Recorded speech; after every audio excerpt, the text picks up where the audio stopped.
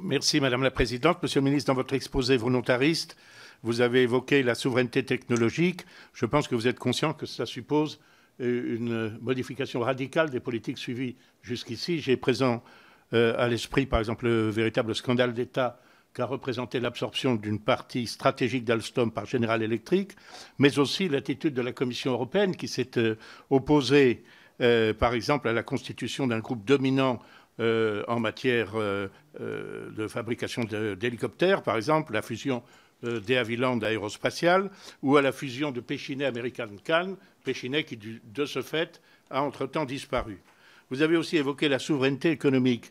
Je ne puis qu'adhérer à ce que vous avez dit sur la nécessité de la réciprocité, mais comment allez-vous faire pour imposer cette réciprocité dans le cadre de l'Organisation mondiale du commerce, qui nous contraint et qui contraint l'Union européenne tout entière?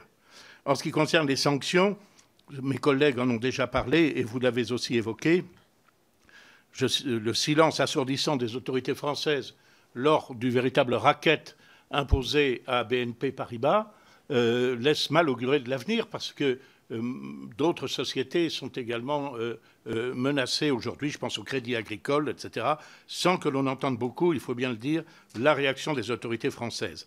Enfin, dernière question, avant-dernière question, pardon, le taux d'imposition minimal que vous avez évoqué. J'avoue, je n'ai pas suivi l'affaire avec suffisamment de précision, mais j'ai du mal un peu à comprendre, parce que vous avez évoqué la question de l'assiette. Et effectivement, quelle est l'assiette? Est-ce que c'est le chiffre d'affaires réalisé sur notre territoire ou à destination de notre territoire? Est-ce que c'est le bénéfice?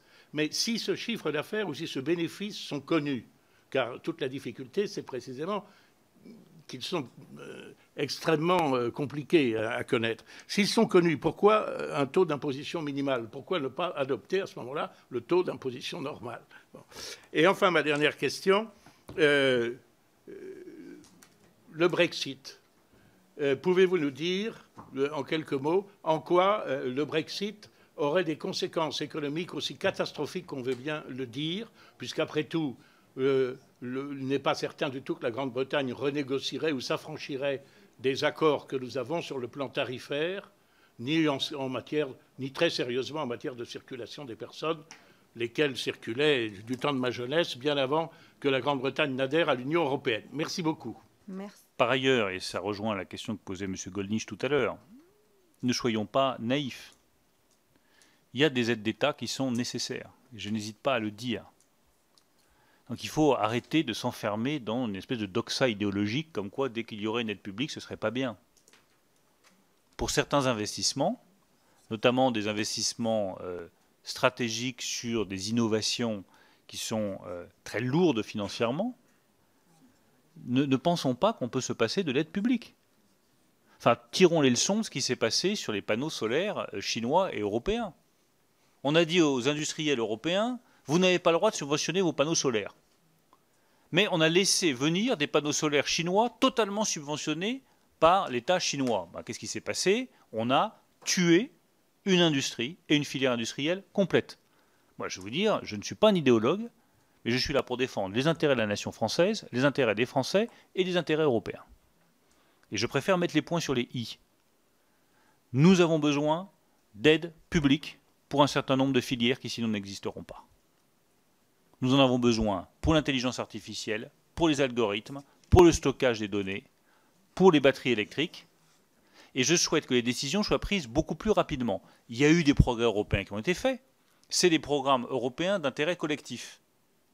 Mais très franchement, qu'il faille attendre 6 mois ou 1 an pour avoir la réponse, c'est pas possible.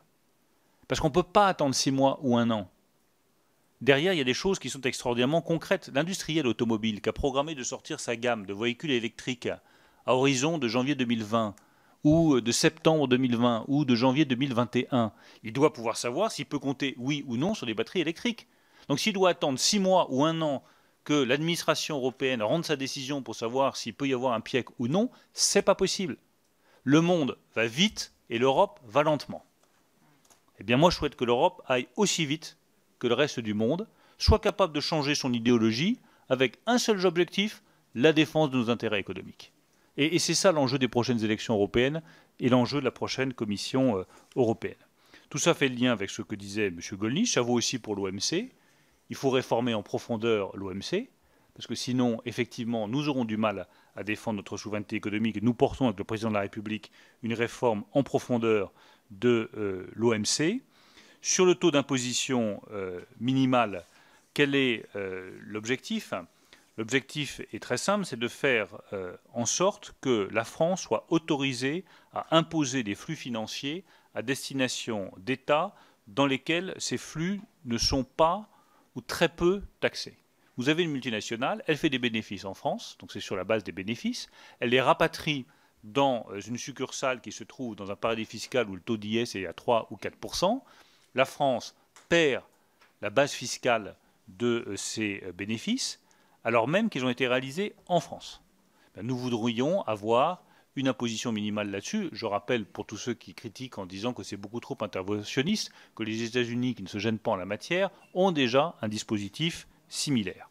Tout ça pour éviter l'incitation à délocaliser ses profits dans des paradis fiscaux.